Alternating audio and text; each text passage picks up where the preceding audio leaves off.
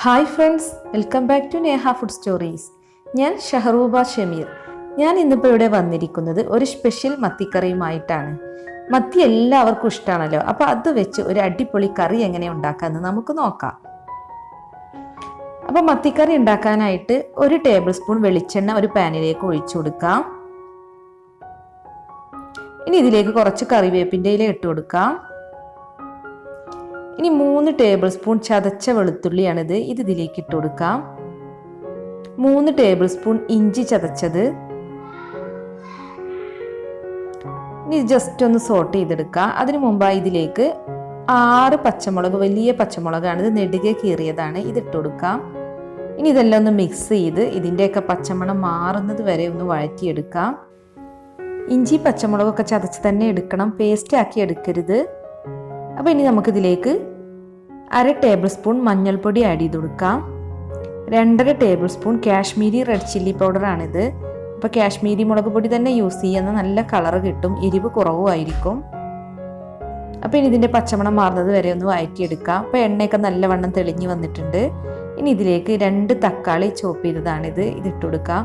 നല്ല പഴുത്ത തക്കാളി തന്നെ എടുക്കണം, എന്നിട്ട് കനം കുറഞ്ഞ് കട്ട് ചെയ്തെടുക്കുക. അപ്പോൾ നമുക്കിനി ഇതിലേക്ക് ഇട്ട് കൊടുക്കാം.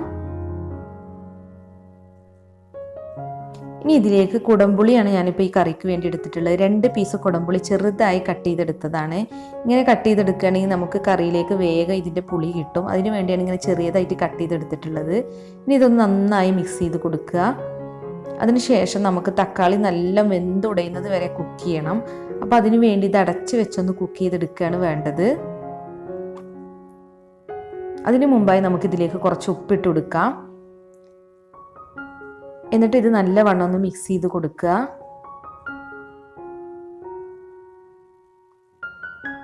ഇനി നമുക്കിത് അടച്ച് വെച്ചാണ്ട് കുക്ക് ചെയ്തെടുക്കാം. ഇനി തക്കാളി വെന്ത് വരുന്ന സമയം കൊണ്ട് നമുക്കിതിലേക്ക് അരപ്പ് റെഡിയാക്കണം. അപ്പം അതിന് വേണ്ടി 1/2 മുറി തേങ്ങയാണ് ഞാൻ എടുത്തിട്ടുള്ളത്. ഇനി ഇതിലേക്കൊരു 4 ചെറിയ ഉള്ളി ഇട്ട് കൊടുക്കാം. ഇനിയിപ്പോൾ ഇതൊന്ന് അരച്ചെടുക്കണം. അപ്പം നമ്മുടെ തക്കാളിയൊക്കെ ഇപ്പോൾ ഇവിടെ കുക്കായി വന്നിട്ടുണ്ട്. അപ്പോൾ ഇതൊന്ന് ഉടച്ചു കൊടുക്കുക. നല്ല കുക്കായത് തന്നെയാണ്, അപ്പോൾ ജസ്റ്റ് തവി വെച്ചൊന്ന് ഉടച്ചാൽ മതി. ഇനി നമുക്കിതിലേക്ക് നമ്മൾ നേരത്തെ അരച്ച് വെച്ച തേങ്ങ മിക്സ് ഇതിലേക്ക് ഒഴിച്ചു കൊടുക്കുക. 1/2 മുറി തേങ്ങയും ഒരു 4 ചെറിയുള്ളിയും അരച്ചെടുത്തതാണിത്. ഇനി ഇതിലേക്ക് കുറച്ച് വെള്ളം കൂടി ഒഴിച്ചെടുക്കണം. ആദ്യം തന്നെ നമ്മൾ തേങ്ങ അരച്ച് ചേർക്കണം. എന്നിട്ട് ഇത് നല്ലവണ്ണം ഒന്ന് തിളപ്പിച്ചെടുത്തതിന് ശേഷം വേണം നമ്മൾ ഇനി ഇതിലേക്ക് മീനൊക്കെ ആഡ് ചെയ്യാൻ. ഈ സമയത്ത് നമുക്ക് ഉപ്പൊക്കെ ഒന്ന് ചെക്ക് ചെയ്യാം. ഉപ്പൊക്കെ കുറവുണ്ടെങ്കിൽ കുറച്ച് ഉപ്പൊക്കെ ഇട്ട് കൊടുക്കാം. അപ്പോൾ ഇതിലേക്ക് കുറച്ചും കൂടി വെള്ളം ഒഴിച്ചു കൊടുക്കുക. അത് നല്ല കുറുകിയാണ് ഇരിക്കുന്നത്. അപ്പോൾ ഇനി മീനൊക്കെ ഇട്ട് ഇതിൽ നന്നായി തിളപ്പിച്ചിട്ട് കറി രൂപത്തിലാവണമെങ്കിൽ നമ്മൾ കുറച്ചും കൂടി വെള്ളം ഒഴിച്ചു കൊടുക്കണം. അതുകൊണ്ടാണ് ഇപ്പോൾ ഞാൻ വെള്ളം ഒഴിച്ചത്. ഇനി ഇതൊന്ന് നല്ലവണ്ണം ഒന്ന് തിളപ്പിച്ചെടുക്കുക. കറി ഇപ്പോൾ ഇവിടെ നല്ലവണ്ണം തിളച്ച് വന്നിട്ടുണ്ട്. അപ്പോൾ നല്ല കളറൊക്കെ ഉണ്ട്. അത് നമ്മൾ റെഡ് ചില്ലി പൗഡർ കാശ്മീരി ഉപയോഗിച്ചത് കൊണ്ടാണ് നല്ലൊരു കളർ കിട്ടിയിട്ടുള്ളത്.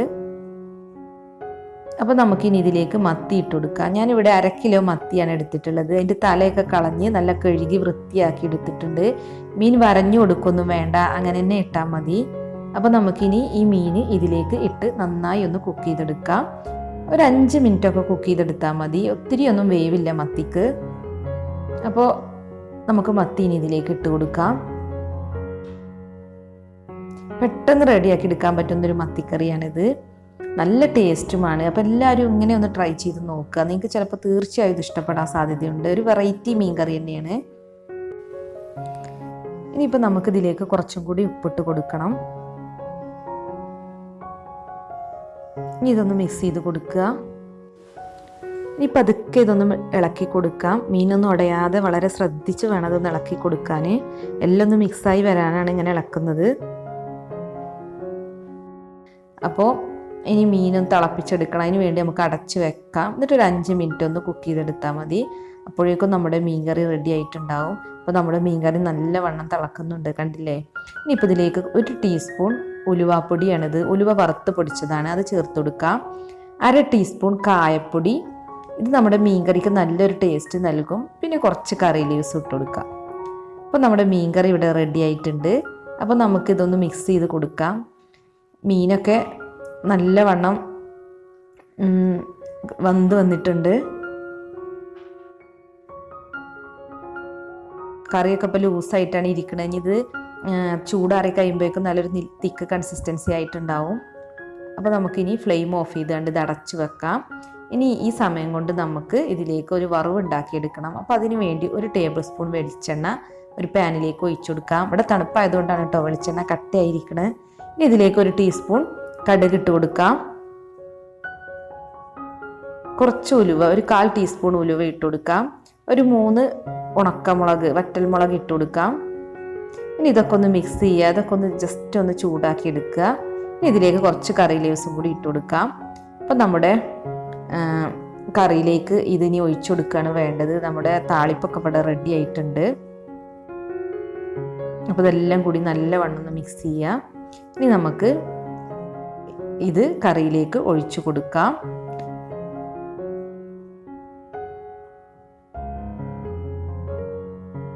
ഈ കുറച്ച് മല്ലിയില കൂടി ഇട്ട് കൊടുക്കണം. എന്നാലും നമ്മുടെ കറിക്ക് നല്ലൊരു ടേസ്റ്റ് ഉണ്ടാവും. അപ്പം മീൻകറി ഇപ്പോൾ ഇവിടെ റെഡി ആയിട്ടുണ്ട്. അപ്പം നമുക്കിനി ഇത് അടച്ച് വെച്ചാണ്ട് ഒരു 10-15 മിനിറ്റ് കഴിഞ്ഞിട്ട് തുറന്ന് നോക്കിയാൽ മതി. അപ്പോഴേക്കും നമ്മുടെ മീൻകറി തിക്കായി വന്നിട്ടുണ്ടാവും. അതിനുശേഷം നമുക്കിത് സെർവ് ചെയ്യാം. അപ്പോൾ ഈ മീൻകറി എല്ലാവരും ഒന്ന് ട്രൈ ചെയ്ത് നോക്കുക. എന്നിട്ട് ഫീഡ്ബാക്ക് എന്നെ അറിയിക്കുക. അപ്പോൾ ഇതുപോലുള്ള അടിപൊളി റെസിപ്പിയായി നമുക്ക് വീണ്ടും കാണാം. Thanks for watching my channel.